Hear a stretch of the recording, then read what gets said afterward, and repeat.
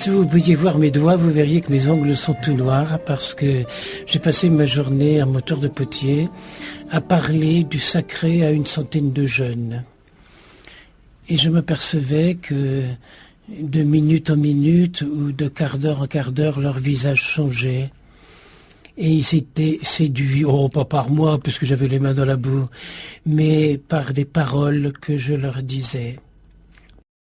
Graf Durkheim disait se souvenir d'une femme à qui un beau jour il avait demandé « Madame, savez-vous prier ?»« Moi, prier ? Mais que voulez-vous dire ?» Elle pensait que si on commence à parler de la prière, c'est qu'on se trouve tout près de la mort. Essayez une fois de vous mettre à genoux, madame, simplement, la tête entre les mains. Moi à genoux, et elle est partie. Le lendemain, elle est revenue, et elle a dit à Graf Durkheim, vous savez, cela m'a tellement bousculé ce que vous m'aviez dit à propos de cette prière, que lorsque je suis arrivé, j'avais 3 kilomètres de marche à pied à faire, je me suis aperçu que je marchais de plus en plus vite. Finalement, je me suis mis à courir, je me suis retrouvé chez moi, j'ai monté les escaliers 4 à 4. Je me suis retrouvé dans ma chambre, j'ai fermé la porte à clé, je suis tombé à genoux et j'ai vécu une expérience comme jamais je n'en avais connue à la découverte du sacré. C'est mais on doit oser provoquer. À plusieurs reprises, oui. J'ai dit à ces jeunes, à votre âge, on aime la liberté. Et vous avez droit à la liberté, vous avez même le droit de l'exiger. Et bien moi, je vais vous l'offrir, la liberté. Pour vous montrer que je ne vous juge pas, je ferme les yeux. Et je vous invite à fermer les yeux, vous aussi. Vous êtes libre. Vous pouvez le faire si vous voulez. Et au bout d'un moment, je leur dis, je vais rouvrir mes yeux, mais je sais qu'à peine 5% parmi vous avez pu fermer les yeux parce que vous regardez les copains comment ils font. Vous voyez que vous n'êtes pas libre. Vous voyez que vous ne vous accordez pas à vous-même la liberté. Il y a un abandon nécessaire. Voilà. Et au bout d'une demi-heure, après leur avoir parlé, essayé de réveiller le meilleur en eux, je retente l'expérience. Et au bout d'une heure, je retente une 3e fois l'expérience. Et alors là, il y a un silence. Je ne cherche pas à savoir, mais je sais que bien plus de la moitié ont rencontré le sacré au fond d'eux-mêmes. Mais pour ça, il faut oser fermer les yeux sur son ego, sur ce que les autres pensent de nous, et oser être dans cette vraie réalité silencieuse du mystère de Dieu en nous. Et tout ça en façonnant la terre, en leur expliquant ce qui est l'essentiel chez un artiste, chez un potier, chez un prêtre. C'est la même chose, cette rencontre. Je venais de tourner une poterie qui, à mon avis, était plus belle que les autres. Et je leur ai dit, mais ça, là, que vous voyez devant moi, là, c'était où il y a 3 minutes? Ça n'existait pas. Il y a dans la création vraiment quelque chose de sacré. Il y a dans la vie quelque chose de sacré. Une maman qui met un bébé au monde, mon Dieu, c'est extraordinaire. On devrait s'en émerveiller tous les jours. Je me souviens d'un vieux prêtre qui me disait toujours, quand c'était mon anniversaire, il me disait félicitations, il me dit, mais mon père, je suis pour rien, mais la vie y est pour tout. Et si on savait l'accueillir, si on savait s'en émerveiller, mon Dieu, comme le monde serait plus beau. Merci, Père André-Marie. Je voudrais vous poser cette question. Peut-on s'opposer au sacré chez les autres ? À ce titre, la société moderne dans laquelle nous sommes immergés est dans bien trop de cas totalement opposée à la notion du sacré. Et je dis bien totalement opposée. Aux yeux de certains psychiatres, la piété, la religion relèvent d'un psychisme détraqué. C'est aberrant, hein ? D'autres vénèrent l'anti-sacré. Les adorateurs du diable qu'on voit apparaître partout, dans le vestimentaire, dans les vestes de cuir, dans les t-shirts, dans les décors intérieurs de maisons, sur les motos. Mais peut-être ne faut-il pas donner à cela plus de sens qu'il n'y en a. Je pense à ce jeune, à une réunion, avec sur son habit une tête de diable. Alors je lui demandais, mais pourquoi mets-tu ça ? Tout naturellement, il répondit, mais parce que c'est marrant. Il faut pas voir du diabolique là-dedans. Il faut voir des modes. Il faut voir, c'est marrant, c'est tout. Ça va pas plus loin. Quelquefois, ça peut aller plus loin. Oui, c'est ça.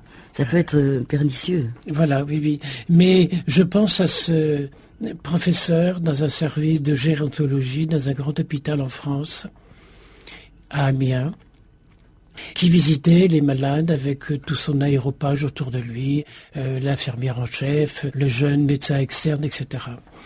Et en passant devant la chambre d'une mamie, il me dit, écoutez, là, perdons pas notre temps, on peut passer à côté. Et l'infirmière en chef lui dit, mais monsieur, pour quelle raison? Oh, mais celle-là, c'est la tête. Mais monsieur, je la connais depuis des années, je ne vois pas ce qu'il y a d'étonnant, d'étrange chez elle. Il me dit, comment, madame? Je l'ai surpris l'autre jour, dans sa chambre, dans son lit. Vous savez pas ce qu'elle faisait? Elle faisait, vous savez, ce machin-là, comment on appelle ça? Elle faisait son chapelet. Mais ça relève du psychisme, ça, madame. Comment? Une vieille mamie qui prie, ben c'est son réconfort, c'est sa joie, c'est son bonheur, elle pense au sien.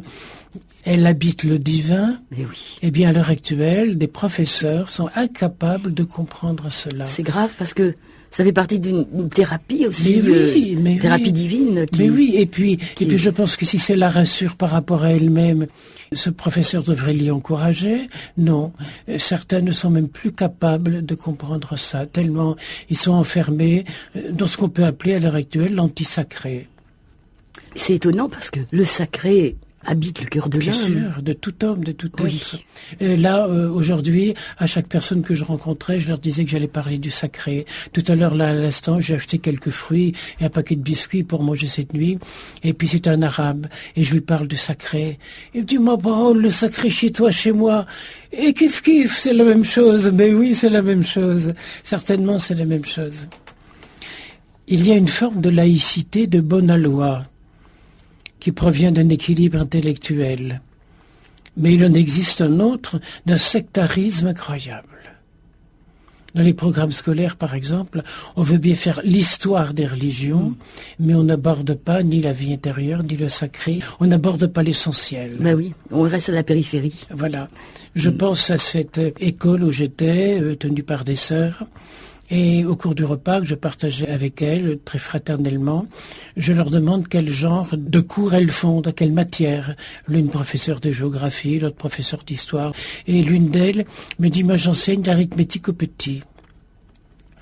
Ah bon? Et j'ai dit, est-ce qu'au programme, il y a encore, on calcule le temps qu'il faut pour qu'une baignoire se vide, pour qu'un train rattrape un autre? Mais elle dit, ben oui mon père, rien n'a changé. Mais je dis, ma sœur, vous ne pourriez pas faire apprendre aux élèves, leur faire calculer, parce que c'est comme ça dans la vie aujourd'hui. Quand on achète à crédit, combien de fois on paye plus que d'acheter naturellement? Et elle me regarde avec un air affolé. Il me dit, mais c'est pas au programme. On vit dans un monde où c'est le programme qui dirige notre conscience. Ah oui. Et bien ce qui est programmé, il ne faut pas dépasser. Mais rassurez-vous, il y en a beaucoup qui vont chercher dans la marge des phrases extraordinaires, des notes. Quand on lit un livre qui nous arrive d'inscrire une petite chose dans la marge, c'est le meilleur. Ben évidemment. Mais voilà. ça fait penser dans Le Petit Prince aux allumeurs de réverbères. La consigne, c'est la consigne. Oui. Voilà, le temps a changé, mais la consigne n'a pas changé. Voilà. Donc, on allume les réverbères toujours selon la consigne. À la même heure, au même moment et de la même façon. Oui. Voilà, mais ça veut dire que finalement, l'homme est toujours, on peut dire, raisonne toujours de la même façon. Enfin, un certain type d'humanité. Un jour, j'ai été invité dans un lycée avec mon tour de potier. Une première rencontre d'1 heure s'est faite avec des jeunes. Silence, attention, admiration. Je n'ai pas abordé les problèmes de religieux parce que c'était dans un lycée laïque. Alors j'ai parlé de la beauté, de technique, leur montrant à quel point la boule d'argile, quand elle est bien centrée, permet de créer une œuvre facilement. J'ai dit, est-ce que vous êtes bien centré par rapport à vous-même, à ce qu'il y a de meilleur en vous? Et la poterie se façonne élégamment. Et si vous êtes bien centré par rapport à votre essentiel, la vie s'émerveille en vous. Je pense que dire des choses comme ça, c'est ni du pieux ni de la religion, c'est de l'humain, c'est de la psychologie, c'est éveiller le meilleur en nous. Au bout d'1 heure, les jeunes se retirent en applaudissant. J'attendais patiemment le groupe suivant, je devais être pendant 3 jours dans cette école, lorsqu'une femme de ménage en blouse bleue, avec son seau et sa serpillière, s'approcha timidement de moi. « La direction vient d'apprendre que vous êtes un curé. » « Excusez-moi, mais la direction a dit que vous n'avez plus rien à faire ici. » C'est aberrant. Alors, j'ai répondu, j'ai dit, madame, vous pourriez pas appeler la direction pour lui montrer que mes pots, c'est des pots de potier en forme, ils sont ronds, c'est pas des pots en forme de croix. Je suis là pour faire un travail de potier, expliquer la poterie. Et qui, en nous, a le droit de s'en prendre à ce mystérieux lieu sacré où vit l'essentiel en nous? Il n'y a personne qui y a droit. On n'a pas le droit de se laisser faire, de se laisser provoquer dans ce domaine-là. On n'a qu'à faire silence et continuer son chemin. C'est l'intime de l'intime. On raconte que Dostoïevski a passé 4 années de bagne en Sibérie avec la Bible pour seule compagnie. On ne le laissait jamais seul et les conditions d'hygiène étaient affreuses. Oui, mais on ne pouvait rien et d'aucune façon s'en prendre à son âme. Et celle-ci baignait dans l'espérance et le sacré. On pouvait s'en prendre à son corps, au corps qu'il avait, mais pas à ce qu'il était. Et le sacré est donc un lieu intouchable en nous. Il ne faut pas que nos émotions, par rapport aux provocations qu'on pourrait nous donner, viennent nous troubler. Je pense à ce petit jeune qui était accusé, je ne sais plus trop de quoi, mais injustement, et qui disait « De toute façon, on m'accuse, mais c'était moi qui avais raison. » Je pense au père François Lefort, ce prêtre qui toute sa vie en Afrique s'est battu contre la pédophilie et qui s'est retrouvé condamné à la prison à vie, parce qu'il a été accusé par la mafia, parce qu'il s'opposait à elle. Eh bien, il vient de sortir un livre où il écrit justement qu'il ne faut pas avoir peur de condamnation, du jugement des hommes, quand on a sa conscience avec soi, quand on est en règle avec le sacré en soi, on est le plus fort, et la vérité ressortira toujours, parce que c'est une vérité d'amour, et parce que c'est une vérité contagieuse. Et même ceux qui ne croient pas, combien de fois j'ai entendu ça quand j'étais à l'armée, par exemple, qu'est-ce que tu as la chance de croire ? Il m'arrive souvent à la demeure, quand je fais visiter la maison, cette chapelle qui est tout à fait étonnante, qui a une charpente, qui je crois est unique au monde, avec un poisson suspendu dans le vide alors qu'il pèse des centaines de kilos. Je dis aux gens, voulez-vous qu'on aille un instant prier à la chapelle? Il y a des gens qui n'ont pas le temps. Par contre, quand je leur dis, venez, on va visiter la chapelle, et tous ceux qui entrent dans cette chapelle, je les adopte dans ma prière. Je les greffe sur le sacré, non pas en leur demandant de faire un effort humain, psychologique ou un effort de foi, c'est peut-être pas toujours leurs idées, mais je dis je vous adopte dans le sacré. Et à chaque fois j'ai un grand sourire et des remerciements. C'est une démarche qui est un peu différente. C'est Etty qui, dans son camp de concentration, quelques jours avant son départ pour Auschwitz, regardait avec effroi les visages des soldats SS qui avaient été formés pour tuer. Jamais rien ne m'a tant épouvantée, disait-elle, que ces visages, ces trognes obtuses, méprisantes, où l'on chercherait en vain à découvrir un dernier vestige d'humanité. Et pourtant, ajoute-t-elle, Dieu créa l'homme à son image. Alors il faut aller la chercher derrière la grimace, cette image de Dieu. Lorsqu'on porte atteinte au sacré, rien ne retient plus l'homme dans sa déchéance. Pourtant, Etty était capable d'écrire « Je ne suis pas moins dans la main de Dieu ». Et si un jour je me sens écrasé, hébété, je trouverai toujours dans le coin le plus perdu de mon cœur, c'est là que se niche le sacré, la certitude de me relever. Voilà révélé le secret du sacré qui se cache au coin le plus secret du cœur et que personne ne peut déloger. Peut-être est-ce l'une des explications au problème de la souffrance que de nous permettre de le découvrir. Merci, Père André-Marie. Nous parlons du sacré, l'amour vivant en nous. Vous nous avez apporté Jean-Claude Gianadda, CD, et le titre c'est « À force, je te découvrirai ».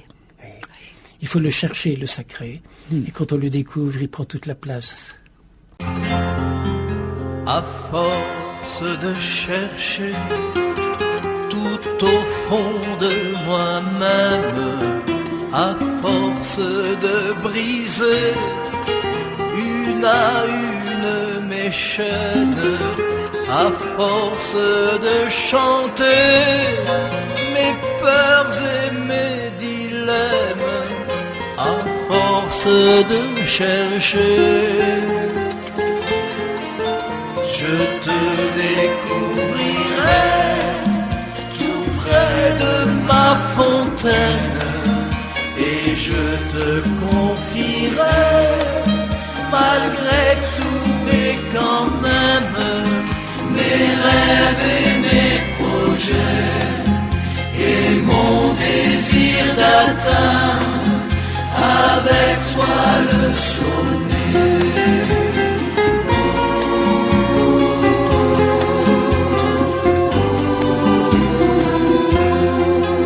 À force d'affronter chaque jour mes problèmes, de sortir du passé, de rebondir quand même, de vouloir me hisser tout en haut de moi-même, à force d'affronter, je te découvrirai tout près de ma fontaine, et je te confierai malgré tout et quand même mes rêves et mes projets et mon désir d'atteindre avec toi le sommet.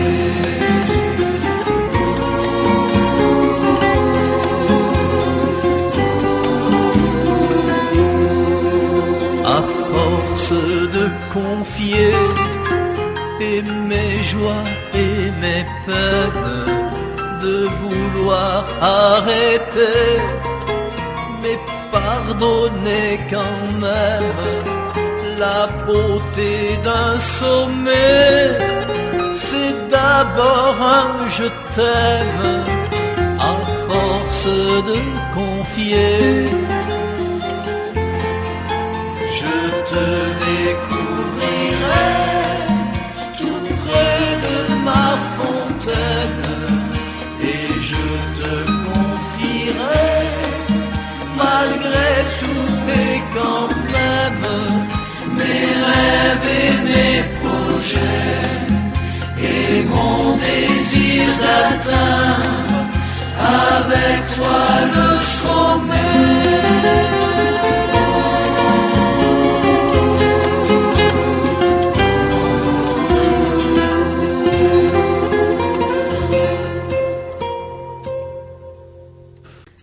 Voilà, donc c'était Jean-Claude Gianadda. À force, je te découvrirai. Je te découvrirai tout au fond de moi-même. Tout au fond. C'est là qu'il faut aller chercher le sacré. Et avec toi, je pourrai atteindre tous les sommets. Oui, Jean-Claude chantait dans l'église voisine dimanche dernier, et à 3 reprises, il m'a invité à participer à son récital. Et au moment où il a chanté « Vol, vol, colombe », je me suis avancé avec les colombes dans la main et il les a pris. C'était un moment merveilleux, une surprise bien sûr. Quand les gestes correspondent aux paroles, il faut les deux. C'est juste ajuster. Alors Père André-Marie, nous parlons du sacré, de cet intime, plus intime au fond de nous-mêmes. Quelle attitude alors avoir devant la misère ? L'indignation devant la misère du monde est une réaction sacrée. Parce que Dieu n'a pas voulu la misère. Elle est une offense au Créateur. Elle est une blessure à son amour. Elle est la cause de sa souffrance sur la croix. C'est cette indignation, lorsqu'elle est sacrée, qui fait les mères Teresa, qui provoque les sœurs Emmanuel, les pères Pedro et les abbés Pierre.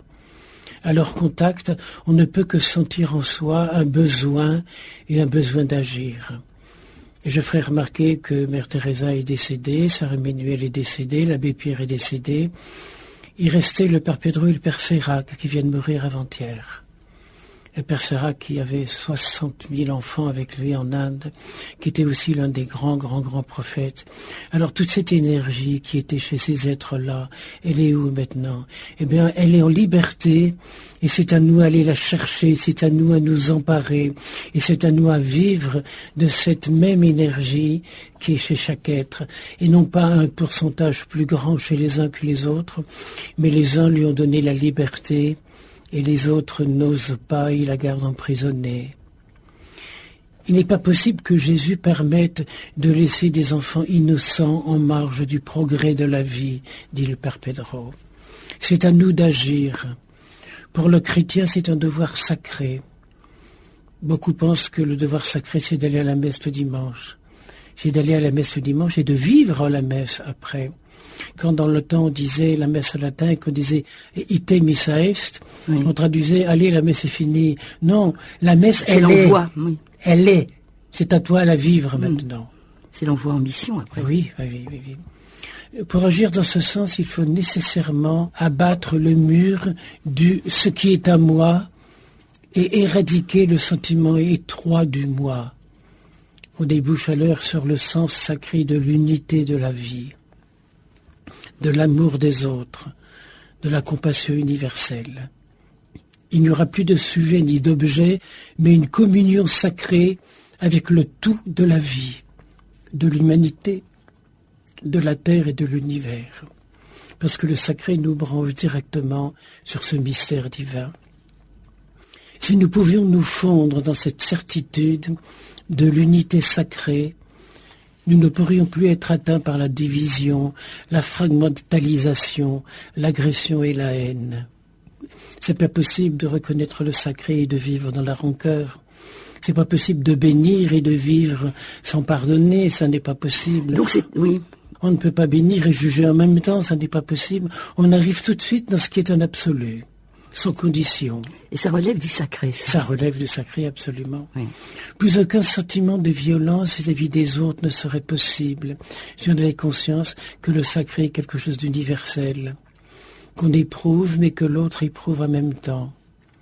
L'essentiel serait que les humains se sentent intégrés à l'unité universelle du monde sacré qui les a vus naître, qui les a fait naître, qui les entretient en vie et qui un jour les attend.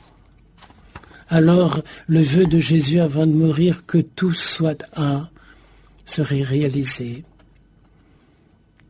Le contact du sacré nous introduit dans un plus que nous-mêmes, parce qu'il n'est plus moi avec mes jugements, mais il y a le nous. Un plus que nous-mêmes qui ne se contente pas de paroles, mais pousse à l'action. Devant les misères, dit encore le Père Pedro, il ne s'agit pas de faire des discours, mais il y a un devoir sacré qui est celui d'agir. Et je me souviens d'avoir entendu le Père Pedro raconter souvent que la première fois qu'il est allé sur le dépotoir et qu'il a invité les gens, il dit « Venez demain, on va discuter ensemble et on va commencer quelque chose ». Et le lendemain, quand il est arrivé, il y avait des gens qui étaient là. Et il a dit « Alors par quoi on commence ?» Il y a quelqu'un qui dit « On commence par prier ». Il dit « Non, on va commencer par nettoyer toute la saleté et la crasse et quand on aura fait ça, on va prier ». Mais la prière suit une action d'amour. La prière devient normale à ce moment-là. Dieu habite et assume en lui la misère du monde. Et si nous croyons en sa présence, nous devons de le consoler dans cette souffrance. Elle perd alors son aspect de déchéance et nous fait accéder, nous et les autres, à un plus que nous-mêmes. Sinon, nous restons dans la banalité, dans l'ordinaire. Voilà où réside le sacré, lorsqu'une partie de nous se dépasse pour adhérer au mystère. Et ça se fait souvent inconsciemment. On n'en est pas responsable. Je dirais, comme disent les enfants, j'ai pas fait exprès. Et pourtant, on est baigné dedans. Maurice Zubdel explique que Dieu n'est jamais à l'origine du mal. Il en est même toujours l'une des victimes. car la création, c'est le sourire et le sourire de Dieu. Il suscite l'être et la vie. Il fait naître l'harmonie et la beauté. Il fait circuler la joie et le bonheur. Nous sommes là au cœur du sacré. Mais il y a une condition. Que nous répondions à ce sourire par le nôtre, car un sourire s'éteint dès qu'il ne trouve pas la réponse qui le fait circuler. Ah, c'est beau comme oui, expression. Le sourire a besoin d'un écho chez l'autre. Et à ce moment-là, notre sourire devient encore bien plus fort, bien plus beau. Car le sacré s'éteint s'il ne trouve pas une raison d'espérer. L'un des aspects les plus patents du sacré est la rencontre et la découverte de la présence. C'est un des thèmes du Père Maurice Zundel, présence qu'il écrit toujours avec un P majuscule, la présence. Non pas la présence du divin en nous, puisqu'il est toujours déjà là, mais la présence illuminée de ma présence à sa présence. Vécu consciemment. Oui. Voilà, vécu avec respect, avec amour, avec désir. Oui. Le désir de rentrer en contact avec la présence de Dieu, de lui offrir ma petite présence qui va s'immerger, se noyer dans sa présence infinie et éternelle. Et on éprouve automatiquement un bonheur, une joie que personne ne peut nous enlever. Saint François, je parle de Saint François d'Assise, a noté dans son testament une influence décisive qu'eut pour lui la rencontre avec le frère lépreux. Le baiser au lépreux. Le baiser au lépreux, oui. Car justement cette rencontre avec le lépreux, qu'il eut le courage d'embrasser, en surmontant toutes ses répugnances, avait été pour lui une rencontre personnelle avec Jésus. Il avait pris conscience à ce moment-là de l'identité de Jésus-Christ et du lépreux, identité. La parole du Seigneur se vérifia à la lettre. C'est moi qui vous attends dans le malade. C'est moi qui vous attend dans le prisonnier, dans l'affamé, dans l'assoiffé. Dans l'homme dépouillé de tout et plongé dans sa solitude, c'est moi qui suis présent. Et c'est parce qu'il s'est identifié avec le lépreux que cette rencontre avait été si profonde, si authentique et si décisive qu'elle avait changé sa vie. Une telle expérience a rayonné dans toute la vie de saint François, au point qu'il ait voulu la consigner dans son testament, à savoir que Jésus est présent en chacun de nous, qui que nous soyons, comme Dieu est présent au monde. Je voudrais faire remarquer, à propos du baiser au lépreux, que la lèpre est de loin l'une des maladies les plus contagieuses. Dans les léproseries en Haïti, j'embrassais tous les gens que je voyais. Ils sont tellement heureux d'être respectés parce qu'ils ont honte d'eux-mêmes. Ils ont honte, je pense à cette petite femme qui vivait à Madagascar, tout près d'Itoche, et elle faisait des yaourts. Vous savez, quand on prend du lait, on prend 1 litre de lait et on mélange avec un yaourt. 2 jours après, on a 1 litre de yaourt. Elle avait trouvé cette technique, elle vendait ses yaourts. Et puis voilà qu'un jour, elle a eu une maladie qu'on attrape au soleil, une espèce de maladie de la peau. Elle qui était toute noire, elle avait des taches blanches. On a dit, elle a la lèpre. Et puis depuis, plus personne ne veut acheter ses yaourts. Vous voyez combien un jugement bête, ridicule et primaire peut ruiner la vie de quelqu'un. Et alors elle disait, de toute façon, je ne peux pas me plaindre, j'ai quand même quelque chose à donner à mes enfants le soir, des yaourts. Ah, ben oui. Avec beaucoup d'humour. Oui. Ben oui. Dieu est dans le monde a été fait par lui, mais le monde, de moins en moins, le connaît et le reconnaît. Hélas.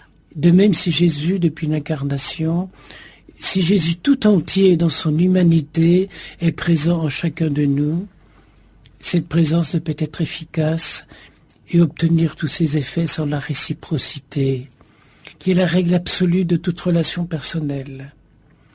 Là est la règle de tout rapport avec le sacré, une relation personnelle, une prise de conscience, une ouverture. Or, plus que jamais, le monde ne reconnaît pas Dieu et une grande partie de notre société ne l'accepte même plus. Qui n'a pas été rejeté par les siens ne peut comprendre cet aspect du cœur de Dieu. Car nous pouvons faire souffrir le cœur de Dieu, mais nous pouvons aussi le réjouir.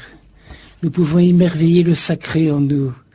Mon Dieu, que cette pensée me comble de bonheur. Nous pouvons émerveiller l'amour en nous. Nous pouvons émerveiller l'amour chez les autres et le partager. Non seulement il n'y a pas ou presque plus de place pour lui, mais on donne toute la place à ce qui est son contraire. La violence, l'irrespect, le mensonge, l'imposture, l'inconduite. J'étais tout récemment, le jour où on faisait de l'émission précédente, j'étais à Vitré, dans une école. J'y étais dès 8h du matin. J'attendais que la responsable de la catéchèse vienne à ma rencontre. Elle m'avait dit 8h15. Et puis quelqu'un ouvre la porte et passe et j'entends « Bonjour monsieur ». Et quelques secondes après « Bonjour monsieur ». Et quelques temps après encore « Bonjour monsieur ». Et j'ai vécu toute une journée dans cette école entourée de respect, non pas moi, mais les élèves avaient décidé pour cette année scolaire de réinventer le respect. Et les professeurs saluaient les élèves, et les élèves saluaient les professeurs. Et ça donnait une atmosphère dans cette école de respect, de bienveillance, de douceur extraordinaire. Je n'ai jamais rencontré cela, jamais. Il suffit de peu de choses, de le vouloir. Voilà, et de le vouloir ensemble, bien sûr. Ensemble. Et c'était les élèves qui, à travers différents projets, avaient voté pour ce projet-là. Et les professeurs ont joué le jeu avec eux. Et c'était vraiment extraordinaire. Et les professeurs se saluaient les uns les autres, les élèves se saluaient les uns les autres, les professeurs saluaient les élèves. Eh bien, quand on salue le sacré, on le fait être plus en nous. On en prend conscience. Ça change la vie, hein. Oui. Je disais, non seulement il n'y a plus de place pour Dieu dans notre société, mais on donne la place à ce qui est le contraire. Hélas, oui. En réponse, on est sidéré par la parole de Jésus à Sainte Catherine. Voici ce cœur qui a tant aimé le monde. Et puis on peut continuer à le dire, le cœur de Jésus continue à aimer le monde comme le bon pasteur qui abandonne tout le troupeau pour aller chercher celle qui est perdue. Et je disais encore récemment, celle qui s'était perdue, si elle a trouvé un trou dans la haie, rassurez-vous, demain elle retrouvera le trou dans la haie et il ira la rechercher avec tendresse, avec bonté. La miséricorde, la compassion est l'un des visages du sacré. Depuis cette parole de Jésus à Sainte Catherine de Sienne, on l'appelle le Sacré-Cœur, le cœur sacré. Je me souviens de cette prière d'enfant, on disait la prière en famille, cœur sacré de Jésus qui avait institué le sacerdoce comme preuve de votre immense amour. J'avais 6 ans, on disait ça, et ces phrases sont encore en moi. Et tous les je t'aime du monde sont hypocrites s'ils ne sont pas accompagnés de preuves d'amour. Et la preuve de notre amour pour Dieu est de l'aimer dans toute son humanité, même dans l'humanité qui n'est pas belle, celle qu'il est venu habiter lui-même dans la misère des hommes. C'est lui qui nous attend dans le malade caractériel. C'est facile d'aimer le malade qui a de la fièvre, mais le malade dont le caractère est insupportable, c'est tellement plus difficile d'y croire que Jésus est présent. Et pourtant c'est vrai. Le reconnaître dans le prisonnier condamné, dans l'assoiffé alcoolique et dans l'homme abandonné, c'est lui qui nous attend chez le rejeté. Et cet amour doit être sans jugement. Mais cet amour, découverte du sacré, n'est possible que s'il est nourri sans cesse par la vie intérieure. Grand merci. Quand on n'a que l'amour, c'était évidemment Jacques Brel. Et ce soir, nous parlons du sacré. L'amour vivant, le sacré, l'amour vivant en nous. Je pense à cette phrase que Jacques Brel vient de chanter. Ah oui. Habillés pauvres et malandrins de manteaux de velours. Le plus beau pour les plus pauvres et les plus petits. Et puis cette autre phrase, ceux dont l'unique combat est de chercher le jour. Combien de gens dans notre société actuelle n'ont plus aucun espoir, vivent dans la désespérance et ne savent même pas de quel côté se tourner pour voir un petit peu de lumière. Je pense à tous ces gens que j'ai rencontrés dans les pays de l'Est, en Roumanie, en Bulgarie, tous ces gens qui vivent la nuit. Le jour, ils dorment. Et la nuit, ils boivent, ils chantent, ils vivent ensemble. Et pourquoi vous vivez la nuit ? Parce que la vie est plus courte. Je pense à un pays comme la Bulgarie, où tous les ans, quand on fait les statistiques des habitants du pays, on a de moins en moins. alors que dans tous les autres pays, il y en a quand même peut-être un petit peu plus. Les gens vivent une telle désespérance qu'ils ne veulent plus avoir d'enfants, ou bien un par famille, par désespérance. Tous ces gens dont l'unique combat est de chercher le jour, ils ne savent plus de quel côté se tourner. Et pourtant, dans ces pays-là, on découvre des occasions de générosité, d'héroïsme, parce que le sacré, on ne peut pas l'écraser. On peut tenter de le faire taire chez les autres, mais on ne peut pas l'annihiler. C'est tellement profond, c'est la source. Puis c'est la vie. C'est la vie. Le père Teilhard de Chardin conseille de nous exercer à voir large, net et simple, et à aller tout droit, paisiblement, sans nous inquiéter de ce qui se dit. Le sacré ne se soucie pas d'un qu'en dira-t-on ou des idées à la mode. Maître Eckhart, lui, nous enseigne que ce ne sont pas nos actes qui nous sanctifient, mais nous qui sanctifions nos actes. C'est nous qui permettons et donnons à nos actes de rimer avec le sacré. C'est nous qui nous sacralisons à l'intérieur de nous-mêmes, parce que le sacré est contagieux, parce que le sacré est un nœud que l'homme doit dénouer pour se retrouver en liberté avec le divin. Il ne faut jamais rester au seuil de son âme, dit Marthe Robin. Il faut rentrer à l'intérieur, y descendre, y réfléchir, et là s'y laisser travailler par le sacré, qui comme un soleil couchant donne un reflet doré à chacune de nos actions, en anoblissant l'âme du fait de son élévation au-dessus des barrières de la vie matérielle. Et c'est Julien Green qui nous rassure en nous confiant que même si nous descendions en enfer, le sacré bras de Dieu est assez long pour nous en retirer. Il s'appuyait en propres termes sur l'Écriture. « Je sais, disait-il, qu'il est là. Et non seulement je le sais, mais je le crois.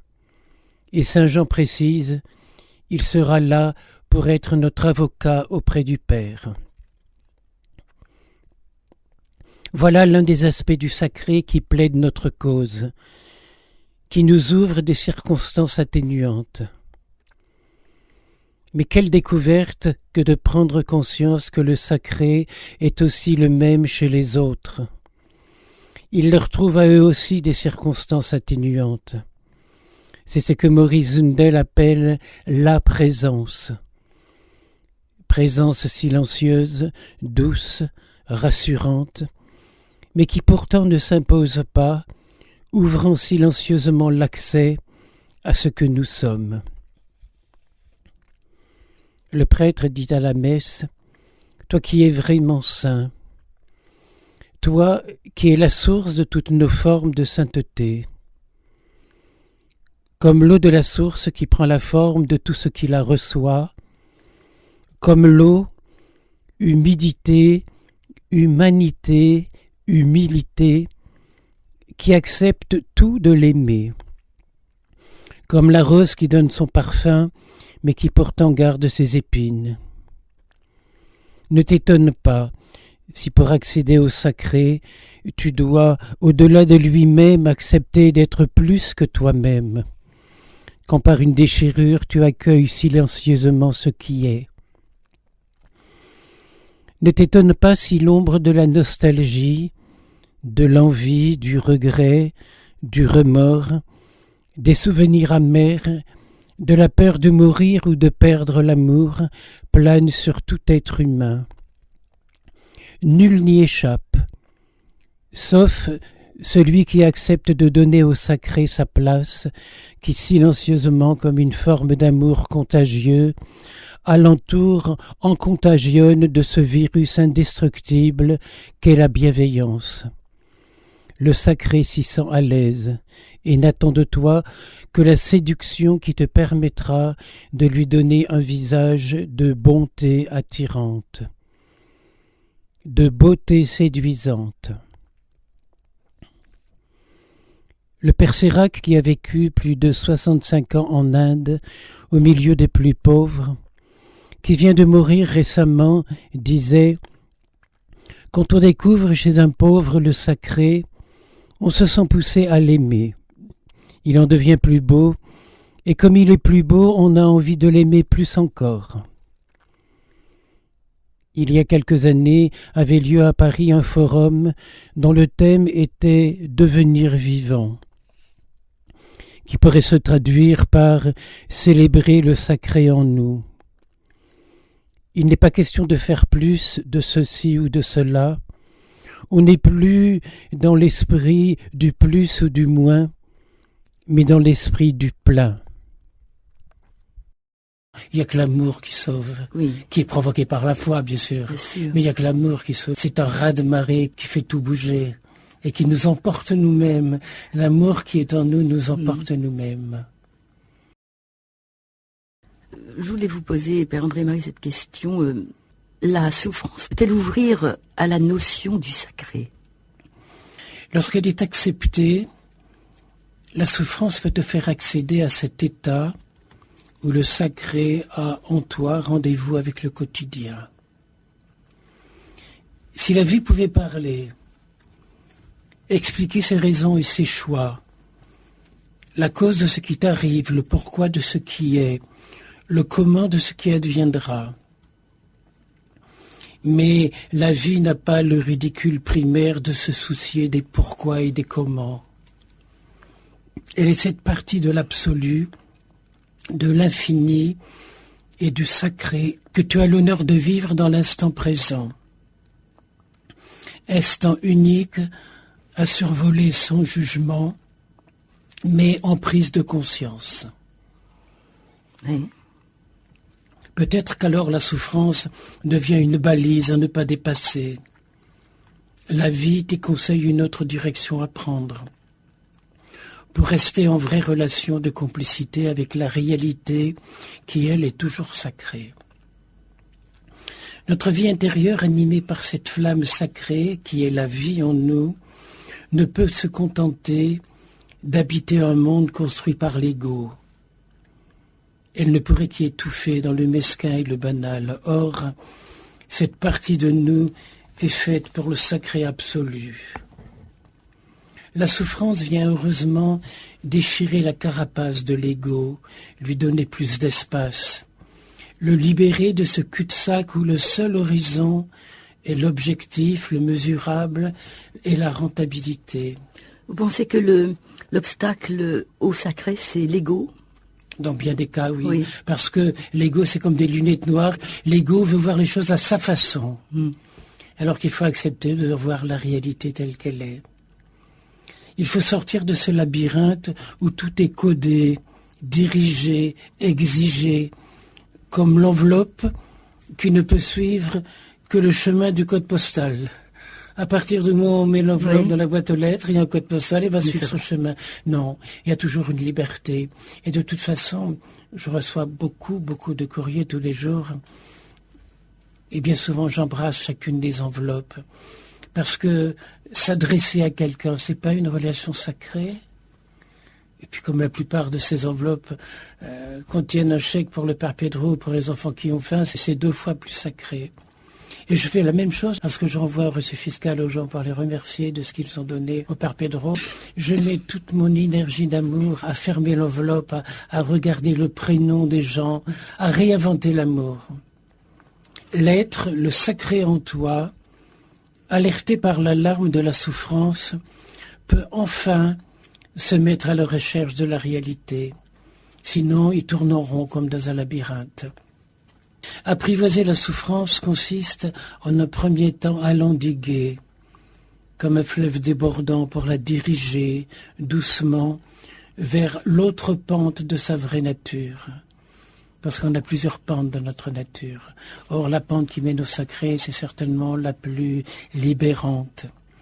Le sacré est notre vraie nature.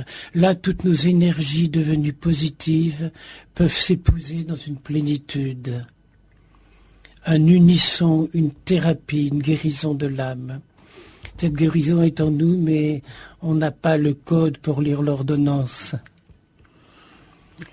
Lâche prise, sinon tu serais peut-être coupable d'avoir tendance inconsciemment à te répéter inlassablement les mêmes histoires. Ta vie n'est pas une histoire. Les blessures qu'elle te présente peuvent peut-être te faire accéder à une nouvelle étape, ou alors là, le quotidien, rendez-vous avec le sacré. Bien souvent l'inattendu, ce qu'on n'attendait pas, ce qu'on n'avait pas préparé, ce que notre éducation ne nous avait pas proposé.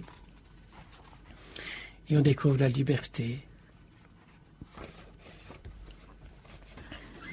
Quel aspect du sacré, Père André-Marie, pouvez-vous trouver chez les pauvres avec lesquels vous vivez depuis 30 années déjà? Eh oui, 30 années de recherche, de désespoir, plus loin espoir. J'ai retrouvé un de mes textes que j'avais écrit il y a plus de 30 ans et que j'avais à l'époque intitulé « Les paumés ». Il m'arrive souvent à la demeure de recevoir des pauvres. Pauvres au niveau de la culture, pauvres financièrement, socialement, ou bien pauvres tout court sans étiquette, sans explication, mais avec tant de complications. Il y en a qui naissent pauvres comme on est noir ou blanc et qui toute leur vie seront pauvres comme toute sa vie on est noir ou blanc. Ceux-là sont vraiment pauvres. Ils n'ont même plus d'envie, même plus de désir, sinon des désirs de pauvres. Les désirs pauvres sont éphémères. Alors ils sont satisfaits rapidement et goulûment. Il faut s'en souvenir quand on veut aimer les pauvres et ne pas s'en scandaliser. Les pauvres désirs de pauvres, s'appellent plaisir ou alcool. J'espère, Seigneur, que ces gens-là, je les reçois aussi en ton nom. Pardonne-moi, Seigneur, si je n'ai pas envie de les changer. J'ai tout simplement envie de les aimer comme ils sont, non pas parce qu'ils sont pauvres, mais parce qu'ils sont chez moi. Pardonne-moi, Seigneur, je n'ai pas envie de réussir avec eux. J'ai tout simplement envie qu'ils réussissent un petit quelque chose, une relation humaine, un travail humain, un petit bout de vie humaine, l'instant du moment. Je pense à cette petite sœur carmélite qui m'écrivait récemment « Père, il y a 20 ans que j'ai eu tous ces problèmes. Heureusement que je suis tombée chez vous parce que je ne serai plus en vie. » Quel plaisir d'avoir succombé au pardon. Oui, c'est beau. Oh oui, pardonne-moi, Seigneur, parce que si tu savais comme les autres ne pardonnent pas, que je les aime comme ils sont. Que d'affronts j'ai reçu en leur nom, en ton nom, de la part des autres. Merci, Père André-Marie. Oui, je vous posais cette question, Père André-Marie, vous n'avez peut-être pas fini d'y répondre. La souffrance peut-elle ouvrir à la notion de sacré? Oui, tous ces pauvres que j'ai rencontrés, que j'ai vécu chez moi, et qui souvent n'avaient pas d'autre solution. Chez moi, c'est pas une communauté, on n'a rien en commun, c'est un refuge. Et c'est parfois d'autant plus difficile à vivre, mais c'est aussi parfois d'autant plus émerveillant. Ça pourrait s'appeler le refuge, oui, à la place de la demeure. Oui. C'est étonnant de voir que d'affronts j'ai reçu en ton nom, Seigneur, de la part des autres. Les autres, ce sont les bien-pensants. Ce sont les riches, non pas les riches d'argent, mais ceux qui ont toujours tout réussi et qui ont réussi en tout, sauf en eux-mêmes. Alors ils ne peuvent pas admettre qu'on ne soit pas comme eux. Alors ils ne peuvent pas admettre qu'on ne réussisse pas comme eux, qu'on ne force pas la réussite chez les autres. Ils ne savent pas comme c'est bon d'être aimé par des pauvres, comme c'est bon d'être aimé timidement, derrière un mégot mal éteint, derrière un visage mal rasé, d'être aimé sans rien attendre au retour, sans réussite à la clé, d'être aimé sans avoir à dire merci, d'être aimé parce que c'est normal quand l'autre croit en vous. Je pense à cette fête de Noël il y a des années où tous les gars avaient décidé de venir à la messe ce jour de Noël, ce qu'ils font très rarement. Et j'en vois un qui maintenant est depuis 19 ans chez moi, qui s'avance tout timidement en se tortillant au moment de la communion et qui dit « Je peux ». Quelle récompense après 17 ans Oui. de tentatives, de rencontres, de... Voilà, il y a une ouverture qui s'était faite petit à petit. Mais tu le sais, Seigneur, toi qui acceptes d'être aimé par les pécheurs que nous sommes, tous les fermes propos de ne plus recommencer que nous avons souvent dans la bouche n'enlèvent rien au vide immense qu'il y a entre toi et nous, en cette immense avidité de toi pour nous. Parce que ce vide-là, c'est là que se vient se nicher le sacré, dans cette avidité, même de ce qu'on ne connaît pas. Mais elle est là quand même, il est là quand même ce besoin. Comme c'est difficile d'aimer et d'accepter à l'avance une relation difficile avec l'autre, car elle est souvent pauvre, la relation avec les pauvres. C'était facile pour toi, Seigneur, quand tu disais « Ce soir, tu seras avec moi dans le paradis ». La relation à l'autre n'est plus humaine, elle ne peut être que surnaturelle. Mais pour être surnaturel, il faut qu'il ait d'abord été naturel. On commence par là. Une relation de toi à moi comme un tutoiement. Une relation naturelle, ce n'est pas uniquement une relation de pauvre à pauvre ou de riche à riche. Cela est une relation normale. Une relation naturelle, c'est une relation de nature, comme l'enfant et son père, l'employé et l'employeur, l'outil et l'œuvre réalisée, l'argile et la main du potier, la créature et son créateur. Je suis en ce moment en train de créer une voûte, une arcade, c'est-à-dire une grande ouverture arrondie. Et pour ça, eh bien, il faut des pierres qui s'appuient les unes sur les autres. Et quand on a posé la clé de voûte, eh bien, tout tient ensemble. Et je suis allé dans des carrières de pierre où, il y a 20 ans, je me procurais des matériaux qui souvent étaient des matériaux un peu dégradés.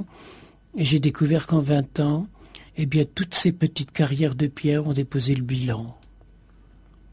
On a fait plus de 300 kilomètres. Puis j'ai fini par en trouver une grande carrière de pierre. Alors là, c'était d'accord, ils voulaient bien me vendre des pierres, mais un camion, 15 tonnes.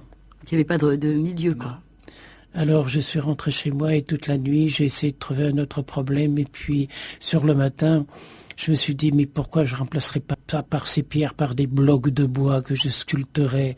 Et ce sont des pièces, des blocs de bois arrondis, polis, et qui s'appuient les uns sur les autres. Et la clé de voûte, c'est le sacré, celui qui soutient tout. Et si on retire la clé de voûte, tout s'écroule. Or, je pensais tout à l'heure dans le train, cette clé de voûte, je vais la creuser. Elle sera vide. Pour qu'on puisse y voir le sacré, j'y mettrai une boule lumineuse. Mon Dieu, que c'est beau d'avoir de l'imagination. Et quand cette imagination vous permet, dans la journée qui suit, de réaliser ce dont on a rêvé. Je crois que ce sont les pauvres qui m'ont appris à avoir une relation vraie avec toi, Seigneur. Une relation dans le maintenant. Parce que je sais que tu ne cherches pas d'abord à changer ma vie avant de m'aimer tel que je suis. Tu commences toujours par aimer, et je sais que ma vie et mon cœur en sont changés.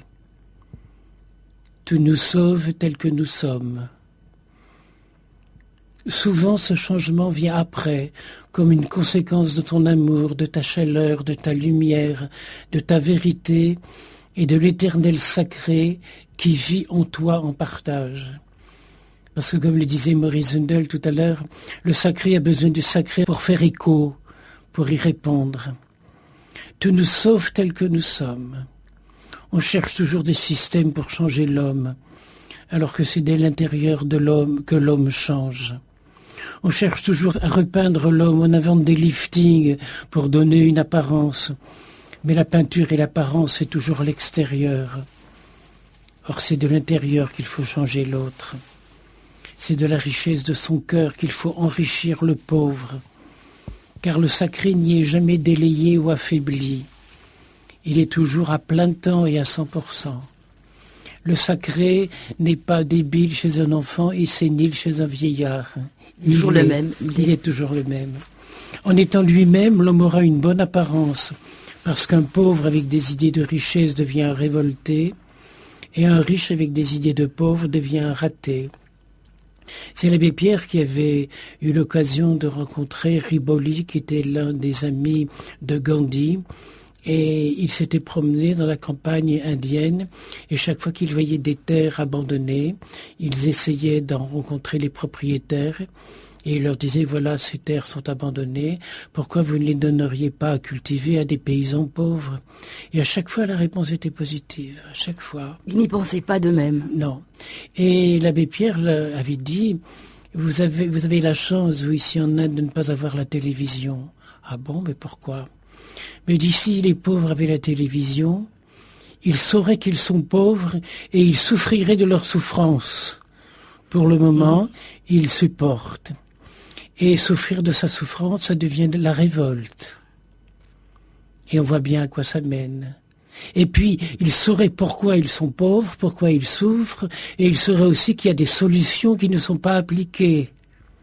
Quel bon sens de la part de l'abbé Pierre. Ben oui. Et il était entouré d'étudiants au cours de ce voyage. Et un soir, les étudiants lui ont dit, mais père, on ne comprend pas, vous êtes catholique alors que ceux qui sont autour de vous sont des hindous. L'autre jour, on a posé maître une question à laquelle il a répondu. Et on vous a posé à vous la même question et vous avez répondu exactement la même chose. Ça se rejoint. Parce que la vie intérieure est la même, parce que le sacré est le même. Seul, Seigneur, tu peux aimer de l'intérieur les pauvres comme les riches, sans différence. Alors on découvre le sacré qui habite tout être humain et qui est le sacré à ton image. Tu t'es laissé en nous. J'espère ne pas te laisser orphelin, tenter de m'identifier, de te ressembler pour découvrir à chaque instant en moi cette présence sacrée. Père André-Marie, le temps a-t-il un rapport avec le sacré? L'action du sacré, lorsqu'elle se libère du temps, lorsqu'elle se situe dans leur hors-temps infini, devient une liberté. Nous pouvons densifier nos actes lorsque nous leur permettons de n'être rien que. Si nous parvenions à n'être que là lorsque nous lisons, à n'être que là lorsque nous prions, à n'être que là en permanence. L'autre jour, j'ai dû attendre pendant longtemps. Et au bout d'un moment, je me suis dit, mais je n'attends pas, je suis là. Ben oui. Mais on est à côté de ces pompes et on se plaint parce que ça dure, on regarde sa montre, alors on n'est plus là. Oui. Mais si on ne pouvait rien que là. C'est l'instant présent, hein. Oui. Rien que manger sans discuter ou écouter la radio. Rien que marcher sans téléphoner en pensant à ses soucis. Ça, c'est... Rien que écouter sans déjà préparer la réponse ou la riposte. Rien que aimer sans laisser notre mental nous inventer des suspicions. Rien que vivre dans l'instant, sans penser qu'il ne sera pas éternel. C'est Montaigne qui l'avait compris et qui écrivait, dans le langage de son époque, « Quand je danse, je danse. Quand je dors, je dors. Et quand je me promène solitairement en un beau verger, si mes pensées, quelques parties du temps, se sont entretenues des occurrences étrangères, je les ramène à la promenade, au verger, à la douceur de cette solitude et à moi. » Alors qu'on a toujours tendance à s'échapper de soi-même. Alors on passe à côté du sacré. Ce moi-là, dont parle Montaigne, n'est pas l'ego. Il est l'universel éternel, à qui j'ose donner une place. C'est important de faire la différence. Oui, bien sûr. Le sacré alors prend en moi sa place. Si je lui laisse, il lui abandonne plus que moi. Voilà la différence entre le petit moi de l'ego et le plus que moi du sacré. À vouloir vivre 2 fois plus, on risque de vivre 2 fois moins. Arrêtons-nous à la porte du sacré pour vénérer l'instant où la porte s'ouvrira et où, baigné dans ma propre lumière intérieure, je pourrais deviner le divin. Et là, silencieusement à l'œuvre, à condition de me laisser doucement envahir dans son sillage, je découvre la présence sacrée de l'instant. Lorsque Christiane Singer sent le mal l'emporter, elle est tellement consciente que cet instant est sacré qu'elle ose s'écrier « Une nouvelle veine de vie a été forée dans mon corps. La fiche de joie se réveille en moi. » Alors qu'on aurait pu dire « Elle est moribonde », non. Je parlais à tous ces jeunes cet après-midi, ce matin chez moi, et je leur disais « Mais soyez donc des bons vivants », dans le vrai sens du mot. Soyez donc des bons vivants. C'est pas comme on l'interprète généralement. Hein. Ah, pas du tout, non. Quand je célèbre un mariage, à la fin du mariage, je souhaite aux gens de passer une bonne soirée et puis de bien boire. Et je vois des gens me regarder affolés. Je leur dis, mais je vous ai pas invité à mal boire. Je vais vous inviter à bien boire. De la bonne façon.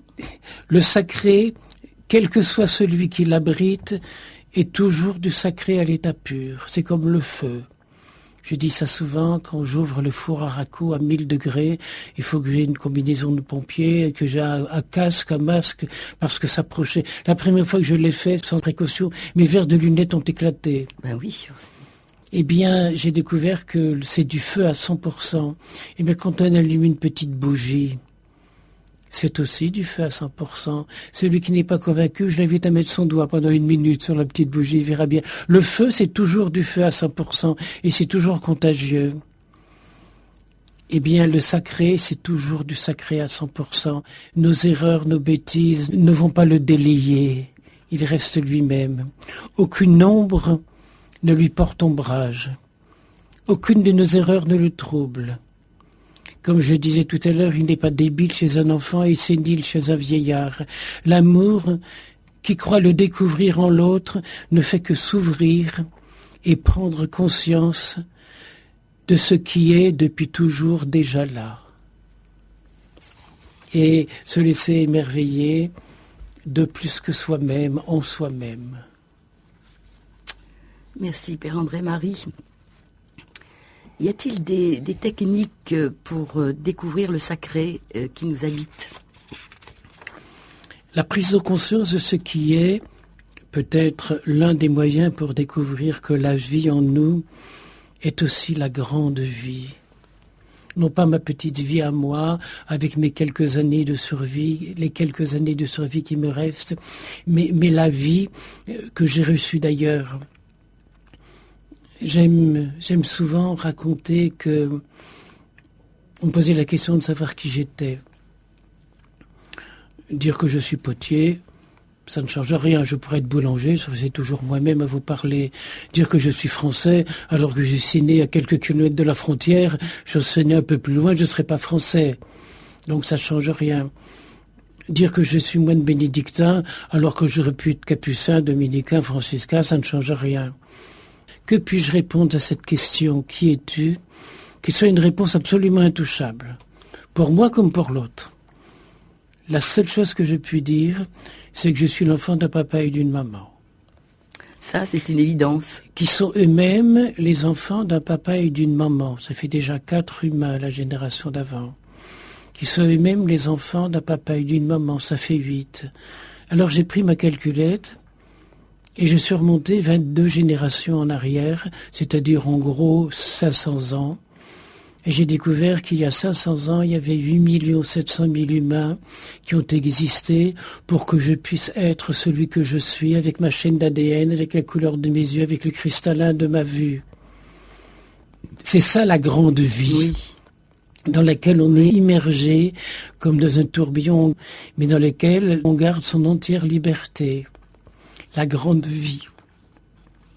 De tout temps, les sages ont dit que lorsqu'on fait du bien à son corps, on fait du bien à son âme et à l'esprit qui l'habite.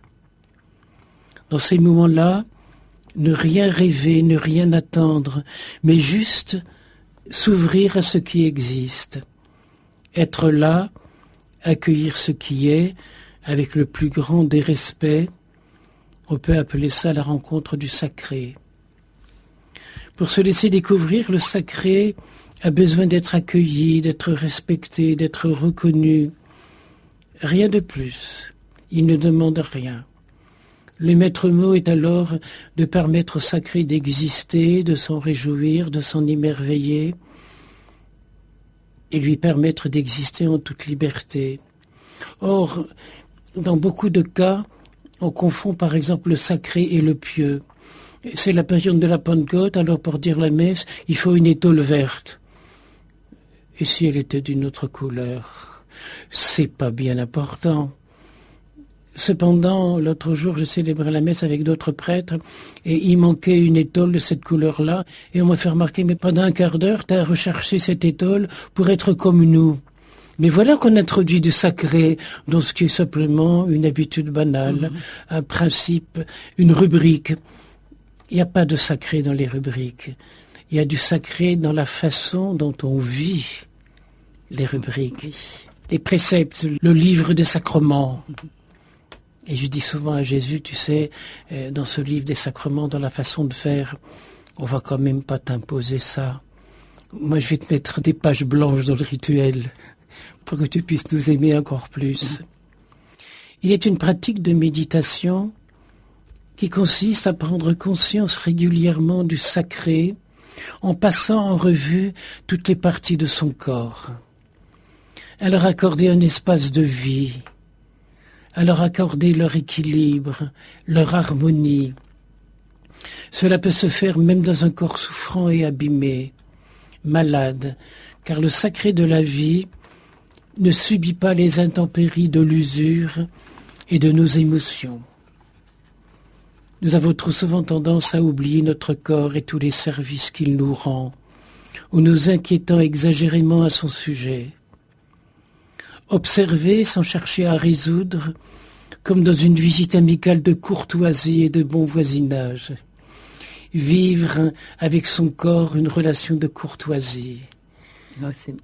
Lui donner du bon temps, comme les bons vivants dont je parlais tout à l'heure. Lui accorder du repos. C'est pas ce que je fais souvent. On peut être en repos, en pleine action. Bien sûr. On peut être en repos, en pleine action. Nous écoutons tout de suite alors ce chant qui est des paroles de Jean de Bruyne, du père Jean de Bruyne, et c'est Jacqueline Farérol qui chante « Mon enfant que nous attendons ». Qui chante souvent en créole, mais là qui chante en français par une fois.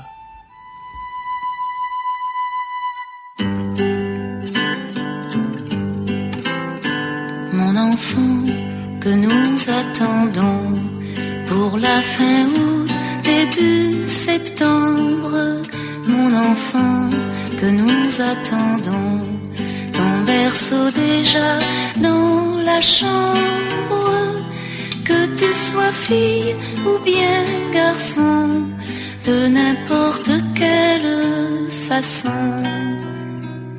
Mon enfant que nous attendons, tu es un monde qui commence, la moisson de notre semence. Mon enfant que nous attendons.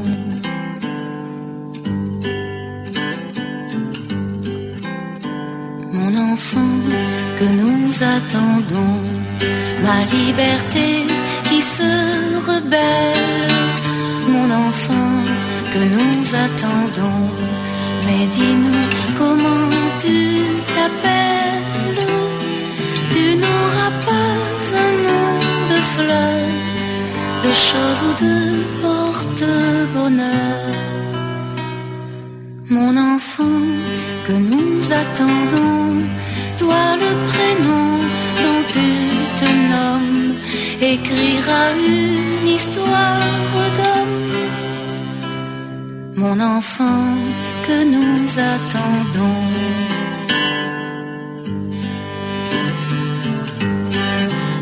Mon enfant que nous attendons, le monde est rond de ta grossesse.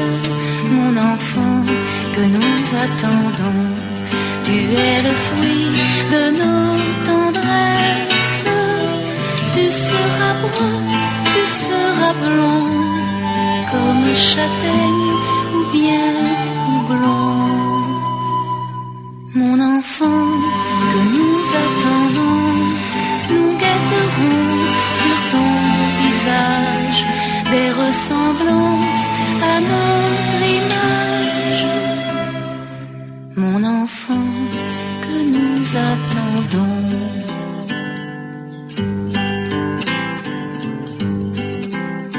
Mon enfant, que nous attendons dès le moment de ta naissance. Mon enfant, que nous attendons, tu prendras déjà des distances. Je t'appelle à être vivant et tu vas me passer devant. Mon enfant, que nous attendons, on voudrait que tu sois le nôtre. Tu seras toi et pas un autre. Mon enfant, que nous attendons.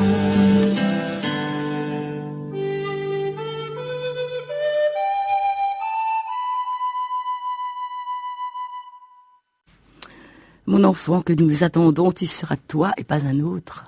Hein, on laisse l'enfant aller vers ce qui est sa destinée et son destin.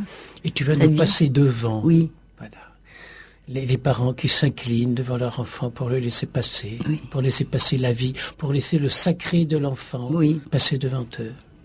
Nos enfants ne sont pas nos enfants, ce sont les enfants de la vie, dit Khalil Gibran. Nous sommes l'arc et ils sont la flèche. Oui.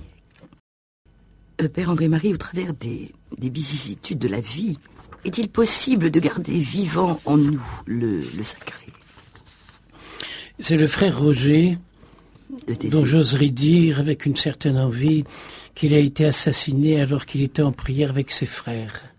Est-ce qu'on peut avoir une sortie, ou plutôt une entrée plus solennelle?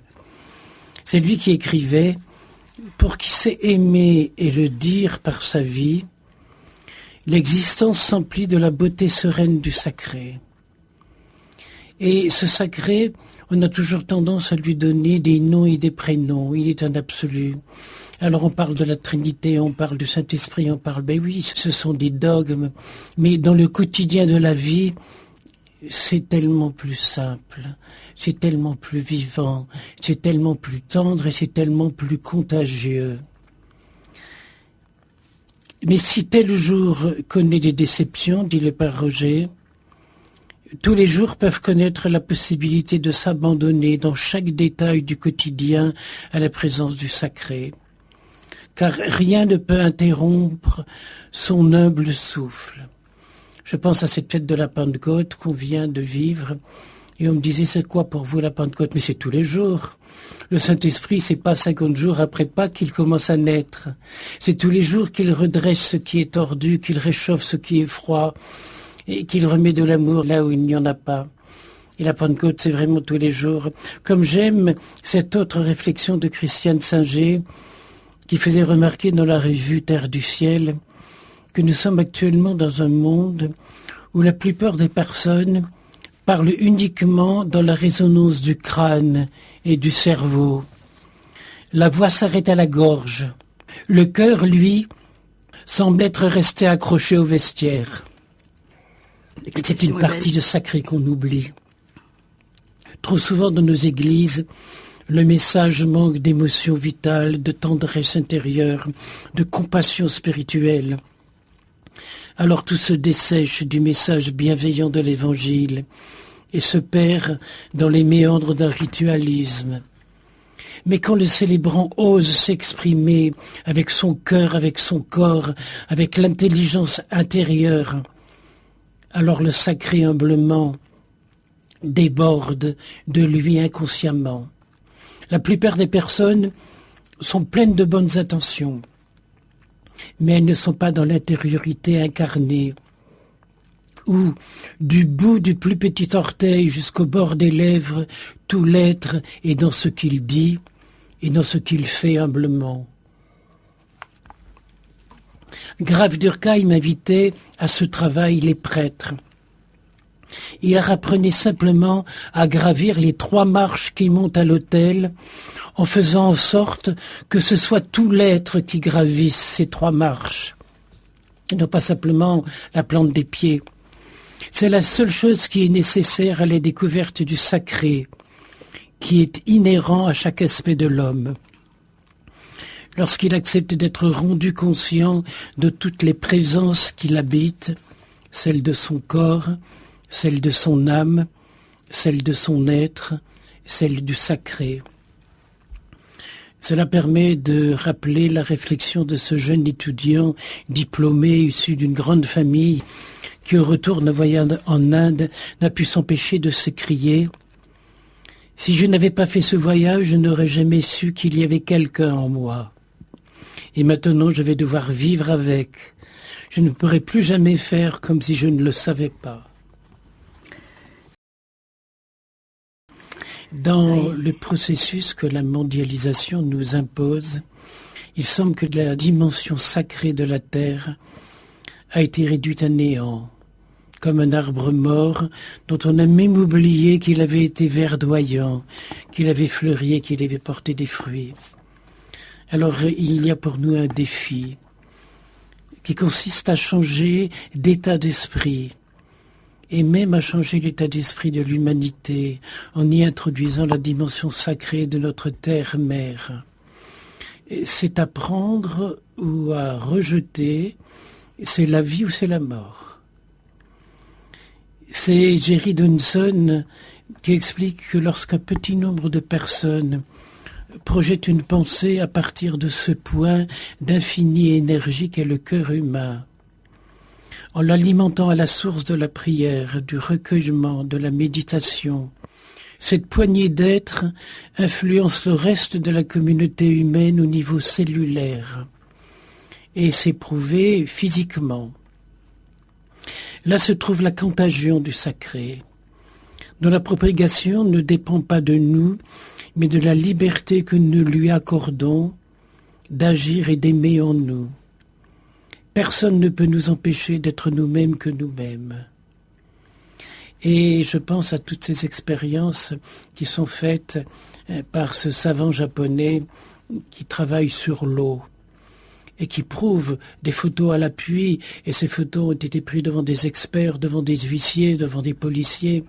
Quand on prononce des mots d'amour devant de l'eau, quand on lui fait écouter une musique sacrée, eh bien les molécules, quand on les congèle, sont d'une infinie beauté.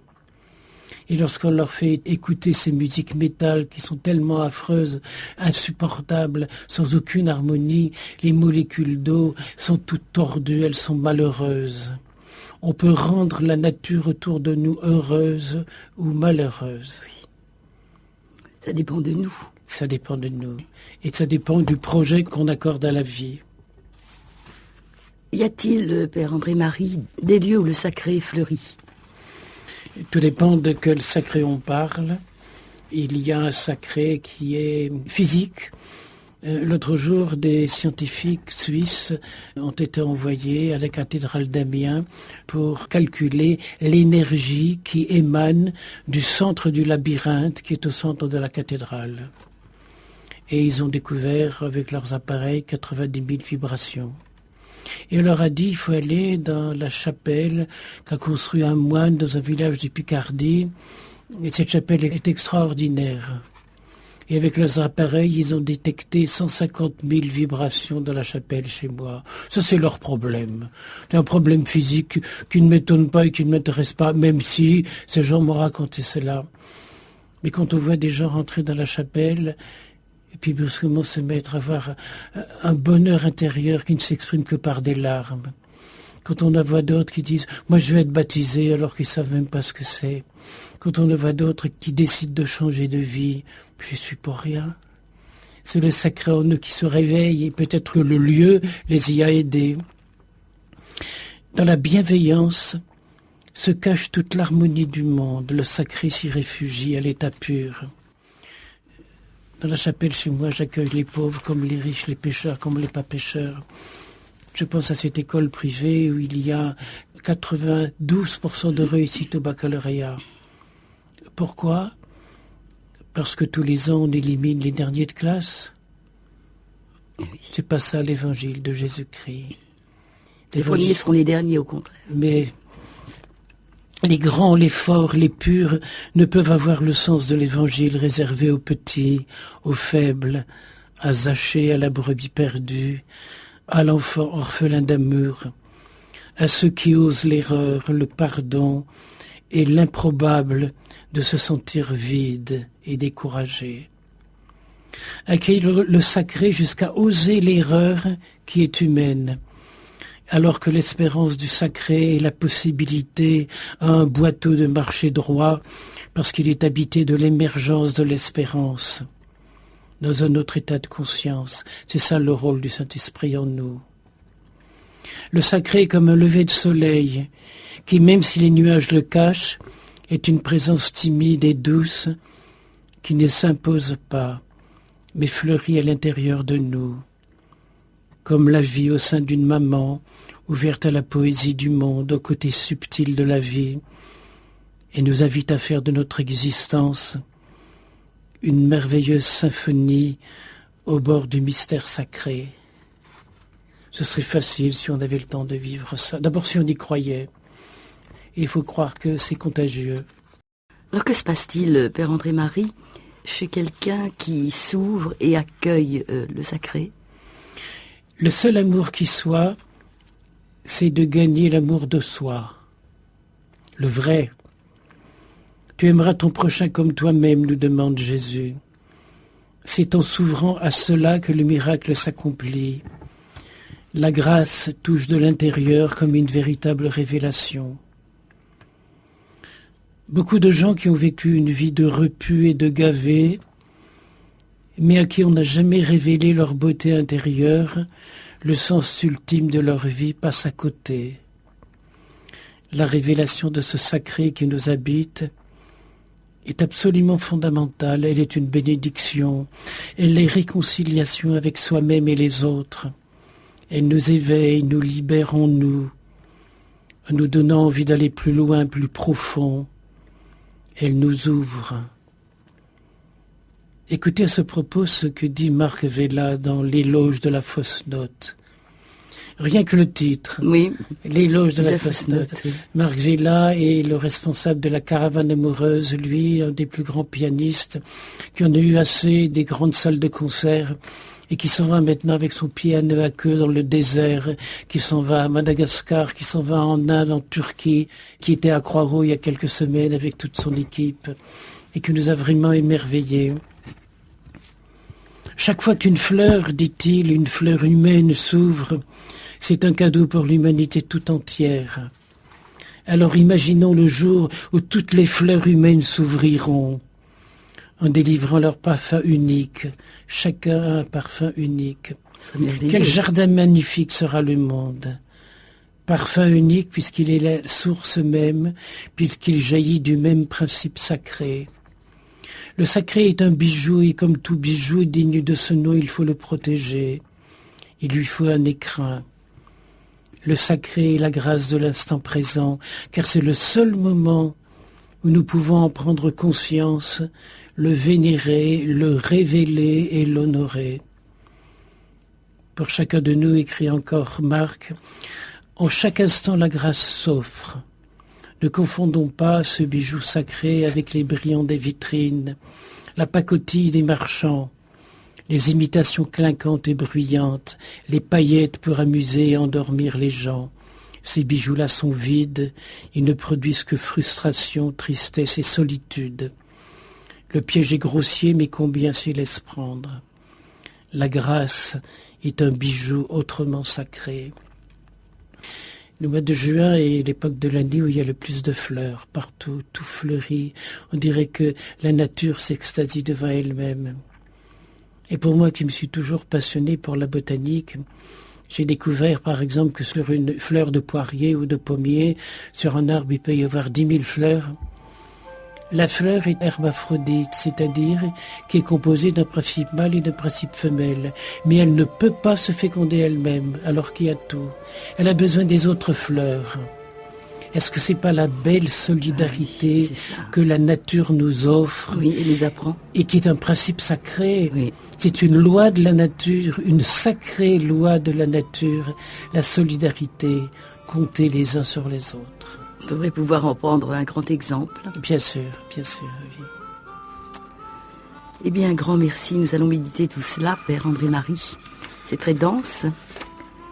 Le sacré, l'amour vivant en nous.